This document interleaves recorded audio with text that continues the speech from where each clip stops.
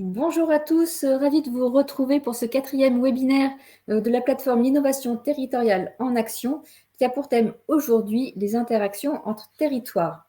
Alors cette plateforme elle a pour objectif de partager des méthodes, des pratiques, des outils qui ont fait leurs preuves en matière de co-construction territoriale et pour justement partager toutes ces bonnes pratiques, la plateforme propose un cycle de webinaires, un cycle annuel dont le thème de l'année c'est les catalyseurs territoriaux en pratique.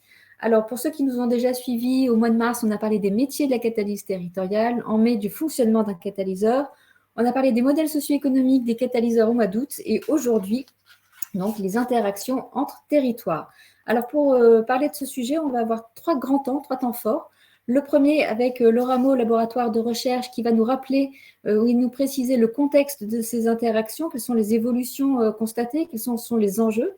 Ensuite, on aura 2 témoignages de pairs pour éclairer donc ces interactions avec à la fois le réseau national de l'économie territoriale et le cabinet Terre d'Avance qui nous expliquera l'expérimentation que l'on mène à Clermont-Ferrand. Et enfin, on vous parlera de 2 nouveaux services qui sont proposés pour la co-construction territoriale au territoire. Et on terminera bien sûr avec le programme 2021 et la prochaine date de nos webinaires. Donc sans plus attendre, je laisse la parole à Charles Benoît Etzig, président fondateur du Rameau, qui va nous exposer finalement les grandes évolutions et les enjeux des interactions interterritoriales. Charles Benoît, c'est à vous. Merci beaucoup Élodie, bonjour à tous, très heureux de vous retrouver sur ce nouveau webinaire. Alors, pour parler finalement des interactions territoriales, il est intéressant de commencer à partir de l'évolution des politiques publiques et de repartir dans le cadre de la relance, dans le cadre de la sortie de la crise sanitaire que nous avons connue, de souligner que la circulaire du Premier ministre du 20 novembre dernier a été une forme de révolution copernicienne des politiques publiques au travers de 2 éléments majeurs qui montrent des véritables évolutions structurelles. D'abord, de nouvelles modalités relationnelles entre l'État et les collectivités territoriales, puisque, quelque part, l'État proposait aux collectivités d'abord de déterminer un périmètre d'action qui était interterritorialité, intercommunauté, communauté de communes et EPCI, de leur proposer de définir elles-mêmes quel était le périmètre cohérent du territoire avec lequel contractualiser dans le cadre du plan de relance et de transition écologique, et ce même circulaire invitant à la fois à s'appuyer sur des grandes agences nationales d'ingénierie pour pouvoir aider à la mise en œuvre de ces projets territoires, mais aussi en impliquant l'ensemble de son écosystème national et territorial, et donc mettez au cœur de ce contrat entre l'État et les collectivités pour financer la relance et la transition écologique, finalement un projet de territoire que l'État a invité les collectivités à déterminer, encore une fois, quel est le juste périmètre et quel est le projet sur lequel vous souhaitez que l'État contractualise. La deuxième révolution copernicienne, c'est que, quelque part, sans l'exprimer ainsi, mais pour la première fois, on a une vision systémique à l'image de ce que les objectifs de développement durable nous invitent à faire, en croisant les priorités de l'État et des collectivités sur 3 grandes thématiques finalement systémiques: la cohésion territoriale, la cohésion sociale et la transition énergétique, avec, à travers cette question-là, bien évidemment, la relance économique qui était au cœur de ce contrat de relance et de transition écologique. Et donc, on voit bien qu'à travers cette logique-là, on est dans une approche transversale et non plus dans une approche verticale, domaine d'action par domaine d'action, mais une approche horizontale, vue par le territoire. Et ça, c'est une véritable innovation. Alors, cette innovation, elle est d'autant plus importante que si on regarde comment élaborer son projet de territoire, eh bien, finalement, ce sont les territoires eux-mêmes qui se sont saisis de cette capacité à définir la façon de pouvoir élaborer ce projet de territoire. Et bien évidemment, l'ANPP qui réunit les pays et les pôles territoriaux ruraux, finalement, a été en avance de phase par rapport à ce sujet-là, puisque c'est dans le cœur et dans leur ADN même, c'est eux qui ont pour les premières fois parlé de ces projets de territoire, des contrats d'interaction entre territoires, ils ont beaucoup expérimenté.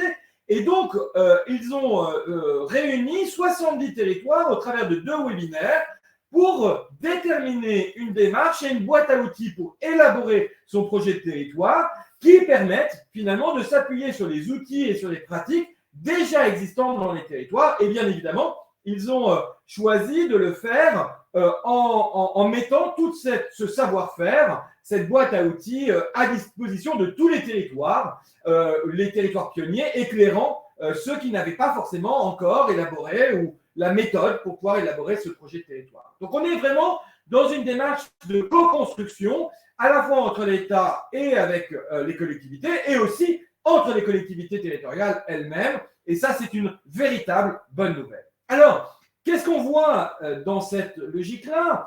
On voit que finalement, les réalités à mobiliser pour être dans une vraie co-construction des projets de territoire, c'est à la fois les profils d'acteurs complémentaires, les institutions, les acteurs de terrain, les investisseurs sociétaux, les ingénieries diverses et variées, les associations, les entreprises, les acteurs académiques.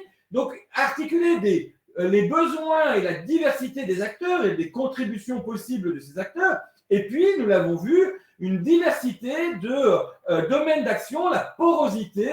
Vous retrouvez là les 16 grands domaines qui sont étudiés dans le cadre de l'Observatoire des partenariats. Et je rappelle qu'au mois de septembre, nous avons diffusé l'ensemble des études qui montraient quelles sont les priorités territoriales vues par les citoyens, les associations, les entreprises, les élus locaux. Et très intéressant de voir que ces deux réalités-là, profil d'acteur et profil d'action, sont bien évidemment le cœur de l'élaboration de ce projet de territoire. Mais l'autre point qui est très important aussi, c'est de pouvoir illustrer ça par des bonnes nouvelles de territoire en montrant bien qu'on soit au niveau ultra-local d'un quartier, comme peut le faire l'association CC14 dans le 14e arrondissement de Paris, jusqu'à la façon dont un pays peut se saisir de cette dynamique-là, comme le Maroc le fait notamment dans la continuité de la commission royale sur le nouveau modèle de développement du Maroc. Il y avait un webinaire absolument passionnant mardi organisé par l'Institut CDG du Maroc, l'Institut de l'Institut marocain, le parallèle de l'Institut pour la recherche de la CDC en France. Eh bien, c'était absolument passionnant de voir que tout au long de ces territoires, qu'on en soit au niveau local, infrarégional, régional, national, on voit bien finalement que cette capacité à construire des projets de territoire, eh bien aujourd'hui, c'est une réalité déjà à l'œuvre. Et je vous invite à voir ce film, Bonne nouvelle des territoires, qui à travers 8 exemples complémentaires montre cette réalité et cette incarnation.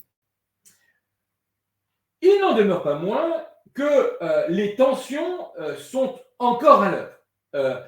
Nous voyons bien que dans la question fondamentale qui est posée par les objectifs de développement durable depuis 2015, ce n'est pas simplement une tension entre les acteurs ou entre les domaines, c'est aussi une tension entre le macro et le micro, les niveaux territoriaux qui ont chacun leur légitimité, le macro ayant une garantie finalement de l'intérêt général, une garantie de ce qui peut être une cohésion et une cohérence pour tous, et puis le micro étant bien évidemment le gage de l'action, parce que pour qu'elle soit efficace et frugale, elle doit être au plus près de la réalité du territoire. Et donc, cette confrontation entre les légitimités, les modes d'action du macro et du micro ont été mises en débat la semaine dernière dans le cadre d'un World Café sur la co-construction territoriale, dont on vous rendra compte très prochainement, mais on voit bien qu'elle est réellement un élément déterminant, parce qu'il ne s'agit pas d'articuler dans une logique top-down ou bottom-up,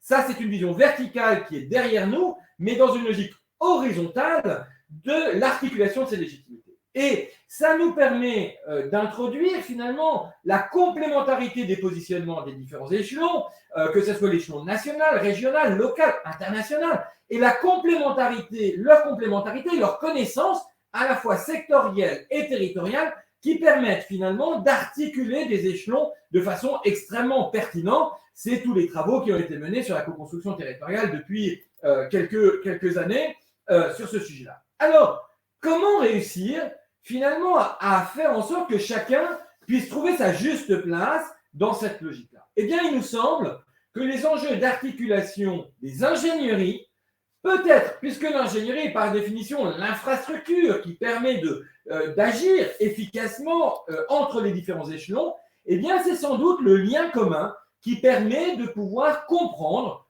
comment aujourd'hui articuler intelligemment ces éléments. Je rappelle aussi qu'en 2013, une passionnante étude de l'OCDE avait montré que la performance économique et sociale des pays était assez linéaire, c'est-à-dire si on est performant économiquement parlant, on est performant socialement et inversement. En revanche, la capacité à pouvoir atteindre cette performance était très liée à la capacité d'avoir une chaîne de commandement infraterritoriale extrêmement forte. Alors, comment la garantir? Eh bien, la garantir en pouvant articuler les trois ingénieries complémentaires à chaque échelon territorial. D'abord, et bien évidemment, puisqu'il s'agit de questions d'intérêt général, la gestion publique. Comment finalement ces politiques publiques se co-construisent et vont pouvoir gérer et arbitrer sur les moyens de l'État et des collectivités territoriales.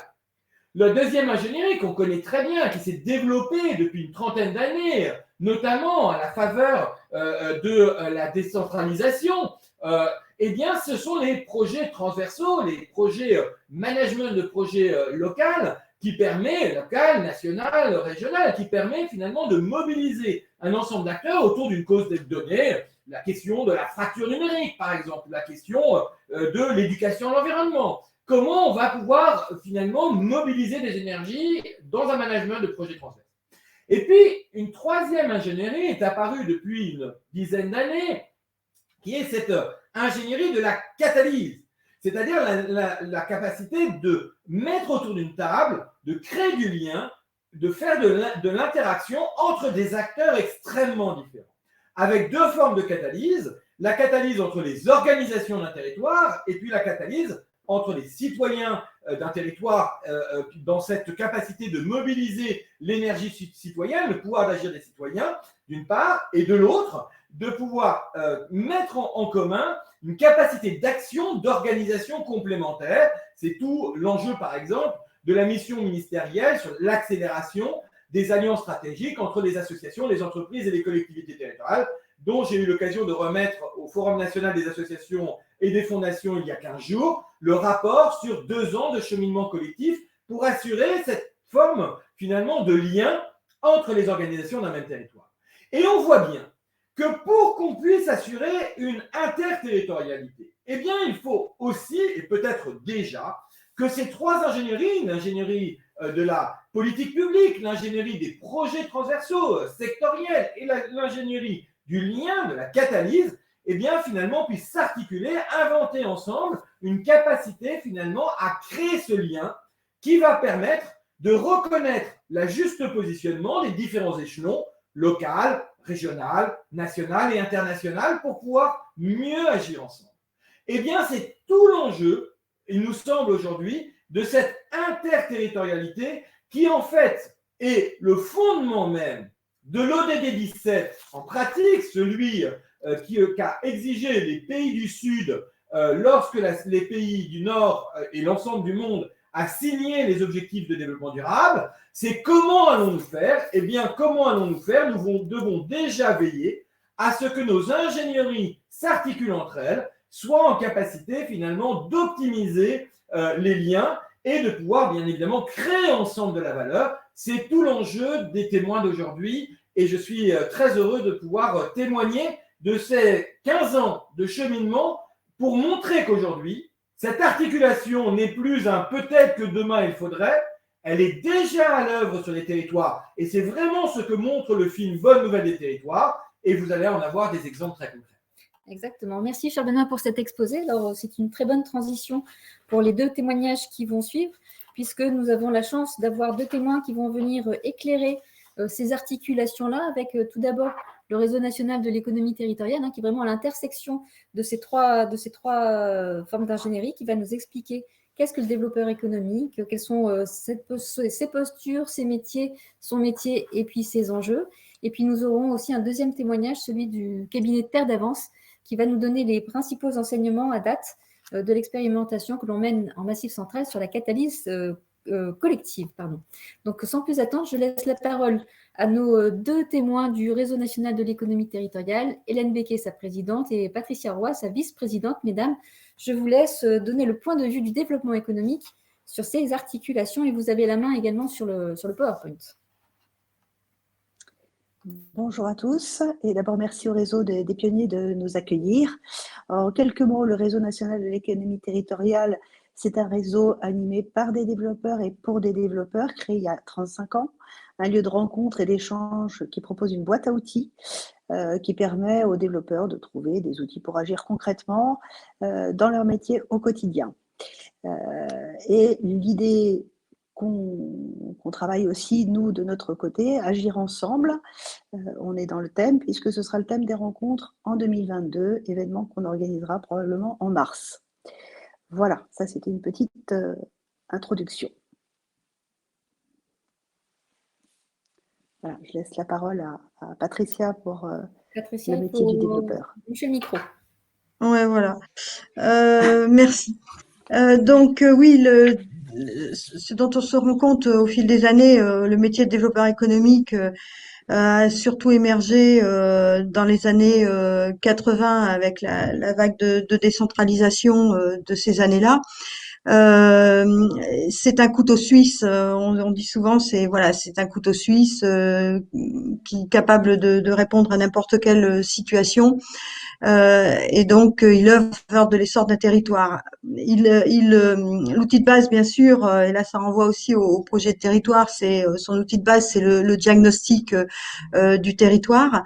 Il intervient sur l'ensemble des opérations ayant une dimension économique. Et dans l'économie, on met aussi, bien sûr, toutes les questions d'innovation et d'internationalisation.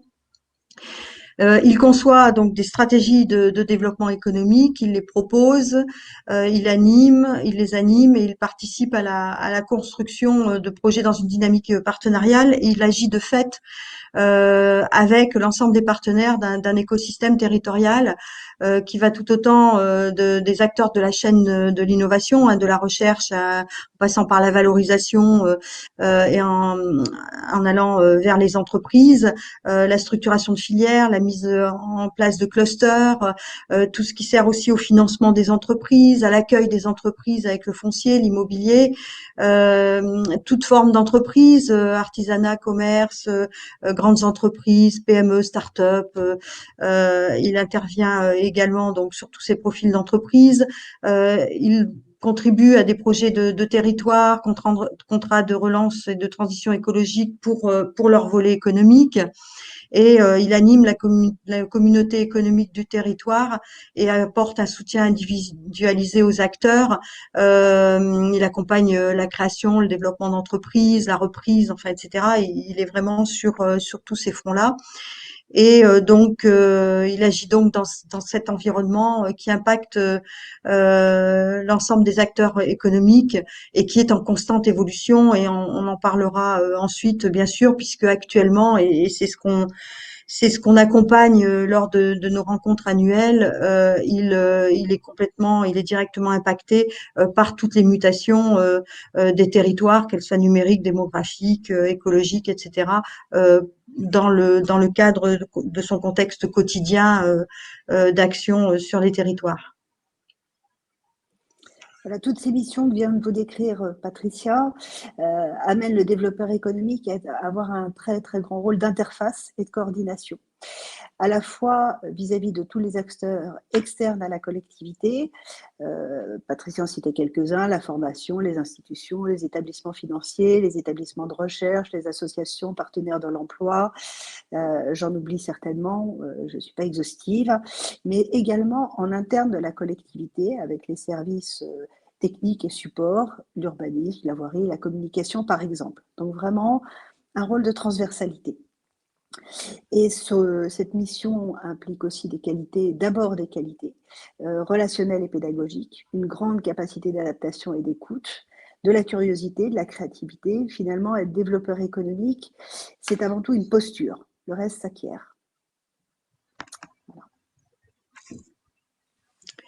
Alors, une enquête, la DCF, donc l'Assemblée des communautés de France, a mené une enquête donc qui a été publiée décembre 2020 auprès des intercommunalités sur les projets de territoire. Donc, le document dont émane ce schéma vient du document projet de territoire, ambition, méthode et pratique, qui montre en fait que l'économie, développement économique, emploi est considéré à 96% comme une politique structurante de projets de territoire. Donc l'enquête était menée, comme je vous le disais, auprès des EPCI et la question était si votre intercommunalité a adopté un projet de territoire, quelles sont, de votre point de vue, les politiques publiques les plus structurantes du projet.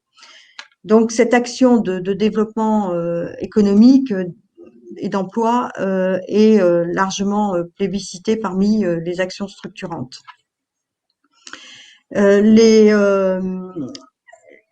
L'action du développeur est menée tout autant si on raisonne un peu marketing territorial, finalement, tout autant sur la structuration d'une offre et donc avec l'ensemble des partenaires du territoire sur la structuration d'une offre structurante, structurée pour faire émerger sur le territoire des porteurs de projets qui vont être susceptibles de créer des activités, mais aussi dans un objectif d'attractivité pour attirer des porteurs de projets, des investisseurs, des activités économiques de l'extérieur du territoire.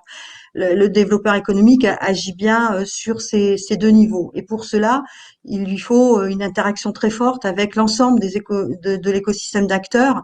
Charles Benoît donnait des profils tout à l'heure. Le développeur économique agit de fait et de façon très ouverte avec l'ensemble des acteurs du territoire. De plus, par rapport à un partenariat plus infra-régional, avec les différentes évolutions des législatives, notamment la constitution de PCI, d'établissements publics de coopération intercommunale, qui ont regroupé un certain nombre de communes urbaines, périurbaines, rurales. Le PCI, de fait, travaille de façon partenariale. Le développement économique est maintenant au niveau des EPCI et de fait, le PCI, le développeur économique au sein d'un EPCI, travaille avec l'ensemble des communes qui est sur le territoire de cet EPCI. On constate avec les réformes de 2015 et notamment la loi NOTRe et la loi aussi MAPTAM, on voit aussi l'évolution du profil de ces territoires qui étaient donc vous avez des communautés de communes en fait et des communautés d'agglomération et aussi des métropoles. Vous avez donc un tissu qui était relativement urbain qui s'est élargi à des communes très rurales. Et donc le développeur économique aussi, là aussi, on assiste à une mutation de son métier puisque voilà, il doit intégrer des composantes complètement différentes et des mentalités, des cultures, des activités complètement différentes. Ce qui émerge aussi, c'est que la population, les habitants sont de plus en plus des interlocuteurs, y compris pour la création d'activités, des collectifs d'habitants, des migrants, etc., sont susceptibles de développer des activités économiques. Cela renvoie aussi pour le PCI à des revenus, les implantations, les développements d'entreprises, à des revenus fiscaux et des charges locales. Tout cela entraîne une nécessité d'animation de proximité qu'on retrouve vraiment au niveau des EPCI, surtout maintenant dans un contexte de très grande région, donc animation de proximité avec les acteurs du territoire.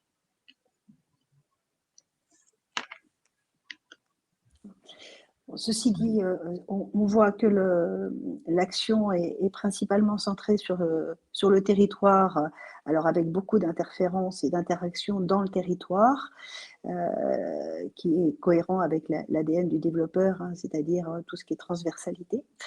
Mais l'environnement et les adaptations, et ce que disait Charles Benoît tout à l'heure, incitent aussi les collectivités, les développeurs économiques à regarder en dehors de leur territoire, même s'ils sont déjà fort occupés par leur territoire, notamment par des créations de filières avec des chaînes de valeur, le besoin de mutualiser et des coopérations à orchestrer à plus grande échelle. Voilà. Si l'on prend d'ailleurs, quand on parle de filières, de chaînes de valeur, typiquement les pôles de compétitivité, les clusters dépassent, même s'ils sont ancrés sur un territoire, par leur thématique, dépassent le territoire proprement dit et sont en réseau au niveau national, voire même européen. Donc là, pour le coup, enfin les entreprises ne travaillent pas seulement à l'échelle d'un territoire où se trouve le cluster. Il y a des coopérations qui peuvent se faire au-delà de l'échelle du territoire. Et même avec la fusion des régions, on a vu un travail de fond aussi avec les anciennes régions pour là aussi constituer des réseaux nouveaux sur les territoires. Ce qui est aussi évident, c'est qu'un territoire, quel qu'il soit, est impacté par les niveaux au-dessus, par les différentes stratégies, les différents programmes, etc. Et quand on se situe au niveau d'une communauté de communes ou d'une communauté d'agglomération, de fait, notre stratégie va être impactée par la stratégie régionale et depuis 2015, un autre avec les schémas régionaux de développement économique, d'innovation et d'internationalisation. Donc les choix de la collectivité, les choix économiques vont comment dire se situer par rapport aussi à ce SRD2I puisque ça va conditionner aussi des financements, non seulement des financements de la région, mais aussi des financements européens avec les fonds structurels notamment. Et voire même les contractualisations entre l'État et la région. Donc un territoire n'est pas isolé, ne travaille pas de façon isolée, mais travaille bien en articulation avec les politiques régionales, les politiques nationales et les politiques européennes. Et donc, les politiques qu'il mène à son niveau tiennent compte forcément de l'impact qu'ils peuvent avoir sur ces choix stratégiques. Patricia avait souligné tout à l'heure l'environnement du développeur économique qui changeait. On le voit depuis le début de ce métier qui date du début des années 90. Là, je vais vous parler un petit peu des mutations qu'on vit actuellement en tant que développeur économique. La première est une nouvelle vision et une nouvelle appréhension de la notion d'attractivité. Si à l'époque, dans les grandes années, début des grandes années du développement économique, on était à la recherche d'une implantation dans son territoire, d'une grande entreprise de renom avec beaucoup de salariés, l'approche a totalement changé. On voit aussi dans le tourisme une modification de l'approche. Avant, l'idée, c'était de faire venir beaucoup de touristes pour apporter des revenus aux activités locales.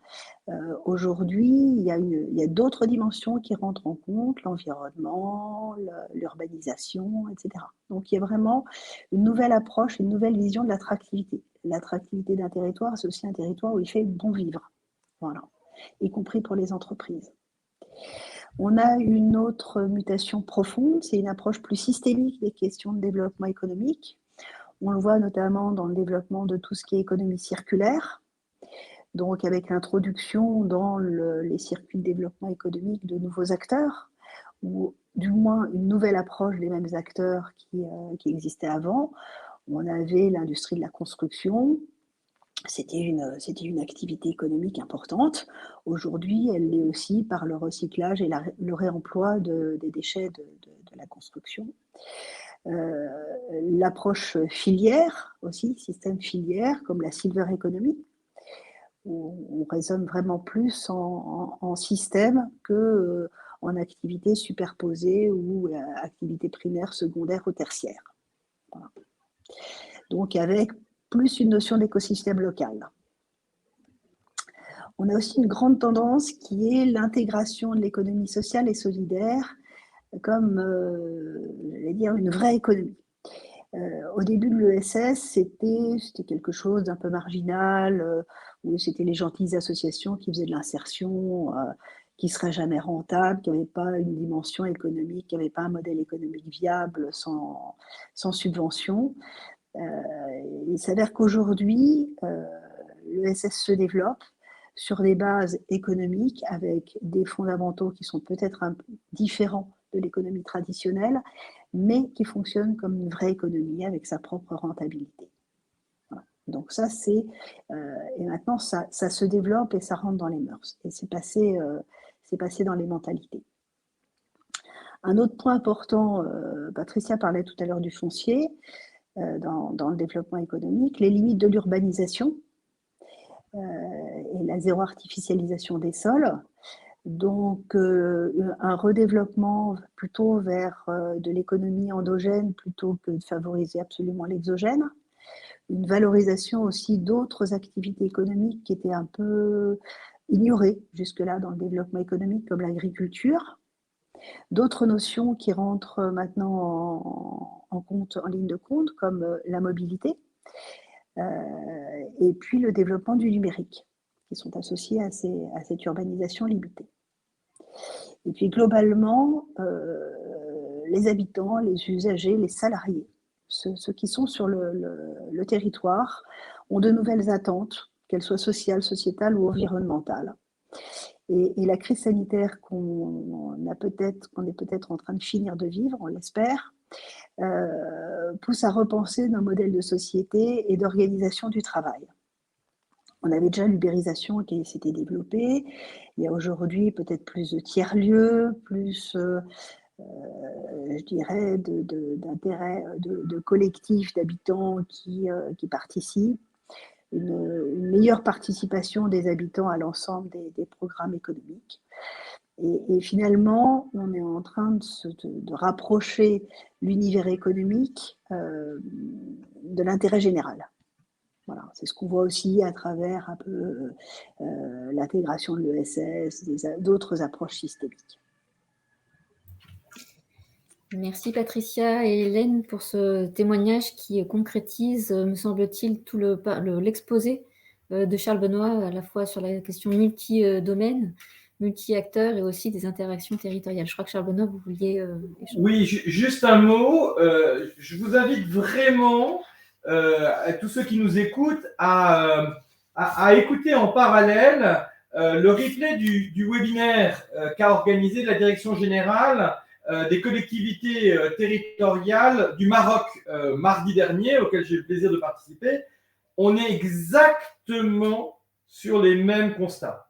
Alors, bien évidemment, les modalités de mise en œuvre sont différentes d'un pays à l'autre, mais finalement, cette interterritorialité, cette question finalement du lien interne, externe du territoire, et ce que viennent brillamment de synthétiser Hélène et Patricia, eh bien, c'est exactement les mêmes questions qui se posent au niveau marocain. Et je trouve que c'est intéressant aussi qu'on puisse comparer finalement ce qui est en train de se passer dans notre pays avec d'autres pays, et justement dans le cadre de cette logique des objectifs de développement durable, où on est tous concernés par les mêmes transitions, de regarder aussi ce que l'on peut apprendre d'autres pays comme cela. Et c'était vraiment passionnant d'écouter finalement leur propre retour d'expérience. Et vraiment, Hélène et Patricia, merci de votre témoignage, mais je peux vous assurer que vous allez être très contente d'entendre, notamment je pense au directeur général d'une des filiales de la CDG, qui est l'équivalent de la CDC française et qui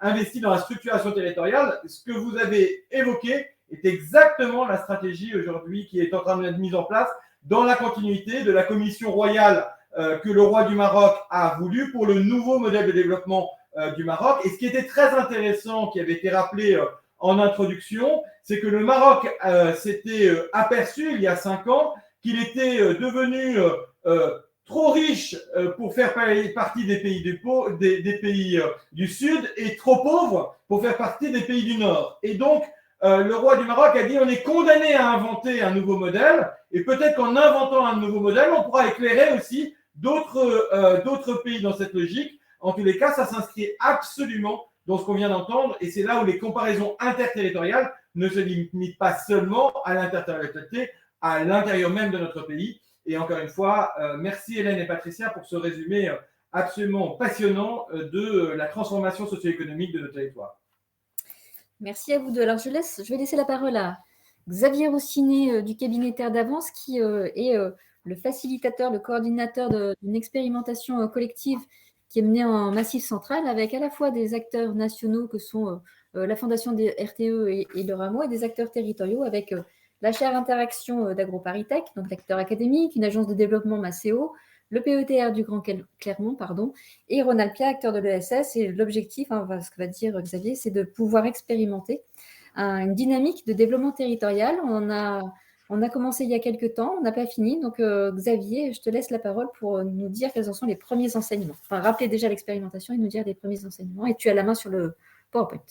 Ok, très bien. Bah, écoute, merci beaucoup, Élodie. Bonjour à toutes et à tous. Ravi d'être avec vous aujourd'hui pour ce retour d'expérience, effectivement à mi-chemin, alors je ne sais pas si c'est exactement la moitié, mais en tout cas on est en cours d'expérimentation de ce projet et de cette dynamique territoriale dont parlait Élodie, et qu'on a nommé ou dénommé catalyse collective, marquant en cela la dimension collective du projet et la démarche d'articulation dont vous avez parlé les uns et les autres jusqu'à présent, qui des ingénieries, qui des ressources et qui des territoires.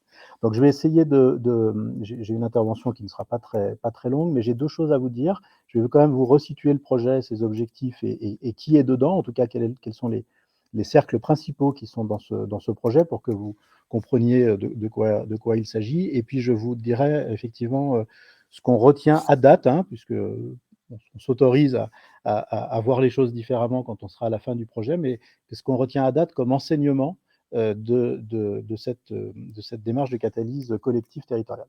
Alors, sur le projet, donc effectivement, Élodie l'a redit, c'est une dynamique, c'est une gestion de projet multi-acteurs, multipartite, qui vise à faire du développement territorial, à soutenir des initiatives qui ont une valeur socio-économique pour leur territoire. Ce territoire, c'est le Massif central, comme l'a dit Élodie, et donc c'est un Massif central, on va dire géographique, mais parce qu'il ne se limite pas à une région, il est géographique avec le comité de montagne, mais il est aussi ancré, puisque les projets ils sont dans certains territoires à l'intérieur de ce Massif central. Donc on a déjà une articulation et une ingénierie d'articulation des territoires dans la définition même du projet. Ensuite, l'idée générale, l'idée sous-jacente, et ça ne vous étonnera pas que l'on évoque ça dans le cadre de ce webinaire organisé par le Rameau, c'est que l'idée, c'est de dire, en étant ensemble, en faisant ensemble, en jouant collectif, le modèle de développement qu'on est capable d'éprouver, de mettre en œuvre, etc., en fait, est un modèle qui a davantage d'impact sur le plan socio-économique, qui produit plus de richesses, plus d'emplois, plus de liens, il répond à davantage d'objectifs du développement durable, et en même temps, c'est un modèle qui est plus frugal, parce que, non pas qu'il coûte forcément moins cher, mais la balance entre les coûts collectifs qui sont nécessaires pour sa réalisation et les bénéfices qu'on en retient est plus frugal qu'un autre modèle de développement qui serait peut-être plus bilatéral, plus simple, tourné vers un territoire seulement ou vers un projet seulement. Voilà.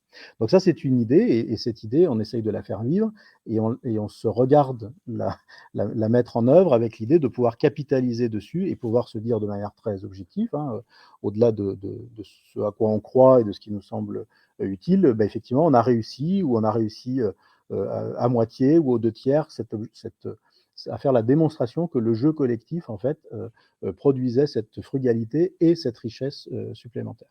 Et donc, de cette idée un peu force, un peu motrice, fondatrice, on s'est donné 4 objectifs dans notre projet. On veut en faire une sorte de démonstrateur, alors non pas pour dire qu'il est reproductible et qu'il a une valeur de reproduction, mais qu'on va apprendre des choses sur la manière de faire ensemble une dynamique de développement territorial, et que c'est ces éléments-là qu'on pourra porter à connaissance de ceux qui, comme vous, autour de cette table virtuelle, s'intéressent au sujet du développement des territoires et de l'articulation. Donc, c'est un démonstrateur comme exemple et non comme modèle. Deuxième élément, c'est d'arriver à mesurer ou à mieux mesurer, mieux outiller la question de l'économie de cette alliance, c'est-à-dire quels sont les ingrédients qui sont à réunir, quelles sont les ressources qui sont à réunir, quels sont les impacts que l'on peut mesurer qui sont liés à cette économie de l'alliance et à ce jeu collectif dont je parlais précédemment. Et puis, on va aussi fixer des objectifs en matière de cartographie des ressources. Ça a été évoqué précédemment, notamment par Hélène et Patricia. On a des ressources auxquelles on pense facilement et spontanément quand il s'agit de faire du développement économique ou du développement socio-économique de territoire. Il y a des ressources invisibles, il y a des ressources qui ne sont pas en proximité, mais qui sont en supralocal ou national. Et donc, il y a un enjeu de se dire à quel moment on est capable de faire atterrir ou de mobiliser des ressources qui ont de la valeur pour faire grandir les projets et les dynamiques de développement. Et puis, dernier point, parce que c'est un ingrédient dont vous avez aussi les uns et les autres parlé jusqu'à présent dans le cadre de ce webinaire, c'est qu'on a des cercles d'acteurs qui contribuent au développement des territoires. Vous avez insisté à juste titre sur le rôle moteur et central des développeurs et des développeurs économiques dans les collectivités, mais on a aussi la question des entreprises qui nous préoccupe, qui nous intéresse, et on pense que les entreprises ne sont pas que des acteurs susceptibles de payer des impôts ou du mécénat pour soutenir des projets d'intérêt général, mais sont des acteurs qui peuvent mobiliser des ressources, qui peuvent faire du lien, qui peuvent mettre en lien, qui peuvent donner de l'écho, etc. Et on essaye, dans le cadre de ce projet de catalyse collective, de questionner la place des entreprises dans une dynamique de développement territorial. Voilà. Donc ça, ce sont on va dire les objectifs et l'ambition qu'on s'est fixée au travers de ce projet. En termes de partenaires, il y a plusieurs cercles, comme je le disais. Donc, on a à la fois en local des catalyseurs territoriaux, c'est-à-dire des acteurs qui, par leur action, leur énergie, leur modèle, leur vocation, contribuent à faire émerger et faire grandir des projets. Donc, on en a 4 qui sont vraiment réunis autour de nous. On en a un qui est un acteur public, c'est le PETR du Grand Clermont, dont parlait Élodie. On a un acteur plutôt de l'incubation de projets de l'innovation sociale qui est Ronalpia. On a un acteur académique qui est AgroParisTech avec la chaire Interaction.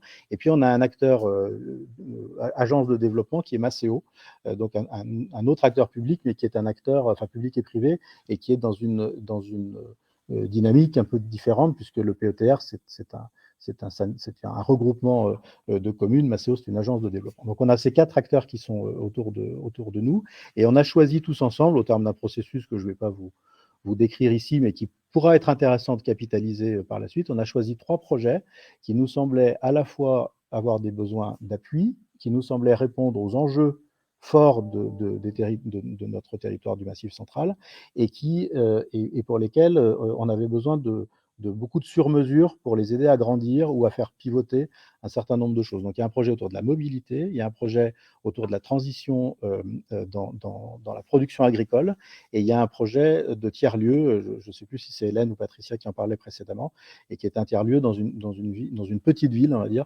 une petite ville de l'Allier. Voilà. Donc, on organise en fait autour de ce réseau d'acteurs notre dynamique de catalyse collective. Et donc ça, c'est les acteurs plutôt du local, et gravitent et agissent et interagissent avec nous des acteurs du national, comme l'évoquait Élodie. Et donc c'est notamment, mais pas que, des acteurs comme la Fondation RTE, mais aussi tous les acteurs du réseau des pionniers, des alliances, les réseaux des catalyseurs, qui sont des ressources pour nous et que l'on met en réseau, avec lesquels on organise un dialogue entre notre projet territorial et leur capacité à agir. Voilà. Je passe sur le contenu de l'accompagnement, on pourra en parler plus longuement, et on aura un moment, de toute façon, comme je le disais en démarrage, où on est dans une logique de démonstration, et donc on vous fournira, quand le moment sera venu, des éléments de bilan qui pourront vous aider à réfléchir ou à nourrir votre réflexion si le sujet vous intéresse.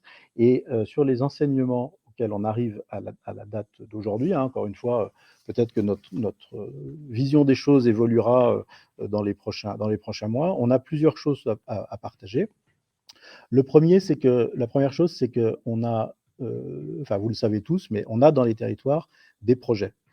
Ces projets, beaucoup d'entre eux, c'est ce qui a été dit par Hélène précédemment, ce sont des projets qui sont avec un contenu économique, mais aussi un enjeu de transformation, un enjeu d'innovation, etc. On n'a pas eu de mal à trouver des projets et on a réussi à en trouver 3 parmi la dizaine ou la quinzaine qu'on avait initialement identifiés, pour lesquels le besoin d'appui et d'accompagnement sur mesure versus un peu la boîte ou le prêt-à-porter était important. Voilà. Donc on n'a pas de problématique, je veux dire, d'identification de projets qui méritent, alors le mot n'est pas très beau et je vous prie de m'en excuser, mais qui méritent un accompagnement plus sur mesure, etc.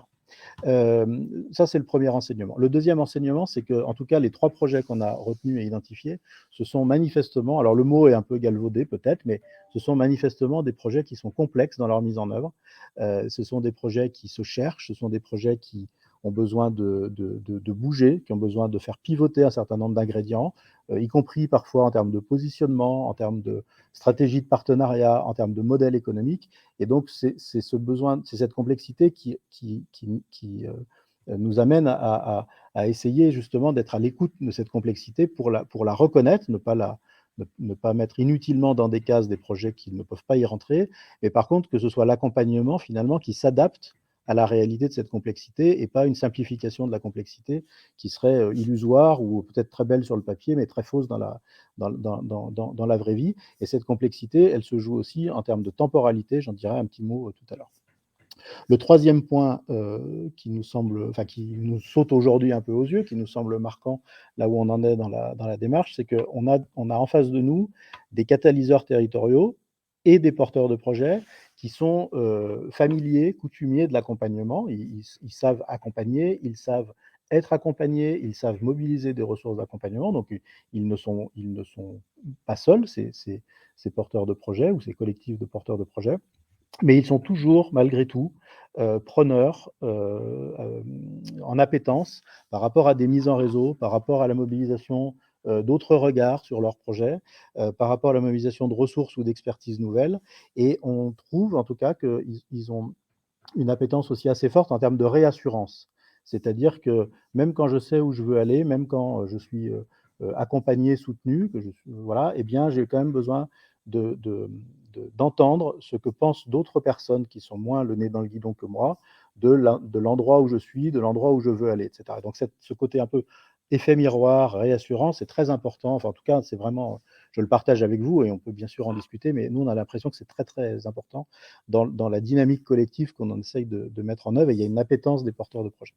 Ce qu'on voit aussi, alors ça vous étonnera sans doute pas, mais c'est qu'on a des porteurs de projets qui sont bien câblés, bien équipés, comment dire, voilà, avec des belles boîtes à outils en interne et autour d'eux, mais qu'en fait, il y a quand même une certaine forme d'isolement qui perdure, parce que il y a des décisions à prendre, il y a des gens à convaincre, etc. Et on n'y arrive pas toujours. On peut avoir des difficultés à prendre certaines décisions versus d'autres, etc. Et donc on a ce besoin d'entourer, on va dire, les acteurs qui portent des projets et qui font des projets. Et on a aussi, et ça a été dit tout à l'heure, on a aussi des projets dont on voit qu'ils ne sont pas nécessairement prophètes en leur pays. C'est-à-dire qu'ils sont obligés ou ils ont besoin de faire un détour par ailleurs en termes de reconnaissance, en termes de mise en réseau, pour être entendus et valorisés à leur juste place, à leur juste valeur, dans le territoire où ils sont nés et où ils se déploient. Alors c'est toujours un peu malheureux de se dire ça, mais c'est une réalité sur les 3 projets qui sont concernés par notre dynamique de Catalyse.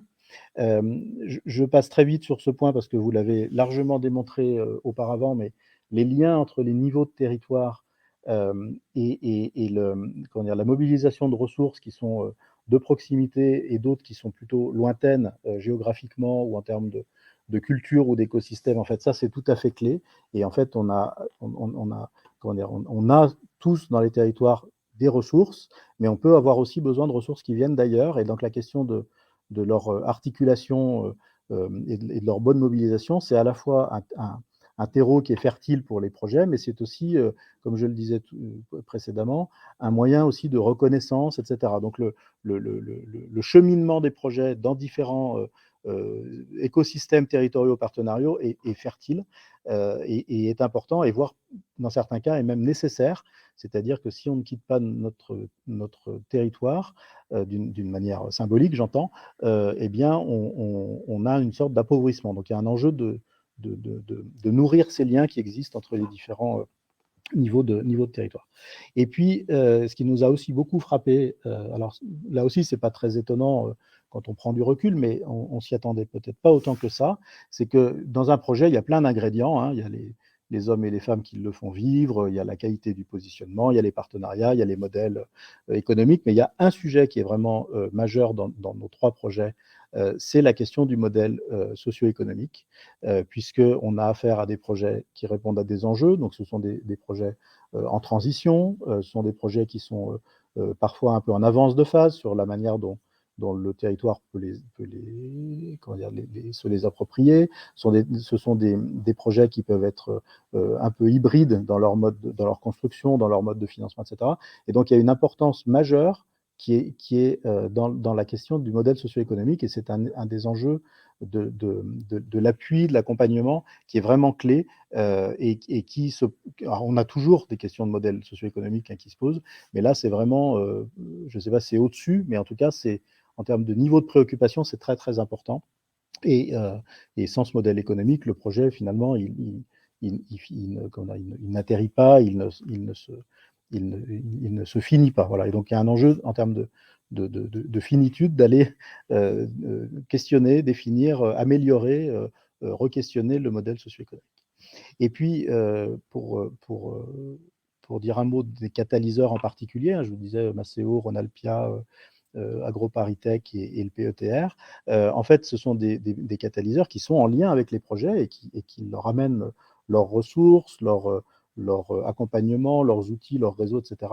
Mais ils ne se sentent pas aujourd'hui dépossédés de leurs prérogatives, mais ils sont au contraire reconnus plutôt dans leur rôle, et ils sont, je crois, alors je parle sous le contrôle de ceux qui sont éventuellement dans notre salle virtuelle aujourd'hui et qui peuvent dire des choses un peu différentes de moi, mais je crois qu'ils sont plutôt heureux d'être reconnus dans ce rôle de catalyseur et de voir que, en fait, en étant ensemble dans cette dynamique collective, on permet en fait aux projets qu'ils connaissent et qu'ils accompagnent par ailleurs une capacité à les emmener plus loin ou à les emmener plus haut ou à développer davantage d'impact. Voilà. Donc ça, c'est un point important, et donc ça renvoie directement au sujet des articulations des ingénieries dont vous parliez, Charles Benoît, Patricia et Hélène précédemment. Et je crois que là, il y a quelque chose qui est tout à fait intéressant dans notre expérimentation, et qu'on essaiera évidemment, quand on sera à la fin de cette expérimentation, de valoriser et de mettre en évidence. Et puis 2 points pour terminer. Le premier, c'est qu'on a aussi, c'est un enseignement. C'est pas complètement une surprise, mais quand même, dans son importance, c'est que la temporalité d'une dynamique collective comme celle-ci est longue. Le temps de mise en œuvre est long. Il est plus long, beaucoup plus long que ce qu'on avait imaginé. Mais on doit le respecter, parce que sans ça, on perd notre écosystème de partenaires, ou en tout cas une partie.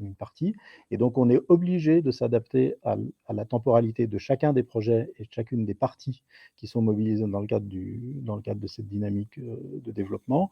Et donc, ça nous a surpris que ce soit aussi long, mais enfin, c'est une demi-surprise, on va dire. Mais en tout cas, ça nous a surpris, et ça sera certainement un point d'attention, c'est-à-dire que si on veut que la dynamique collective soit féconde, mais aussi durable, et durable, quoi, enfin produise des effets et soit durable, il faut respecter le temps de chacune des parties qui contribuent à faire avancer le tout. Et dernier point, on peut, je pense, dire qu'il y a une prime à l'alliance qui existe dans le cadre de ces dynamiques, c'est-à-dire le fait de faire ensemble. Le jouet collectif dont je parlais en démarrage, il produit une prime, c'est-à-dire une survaleur.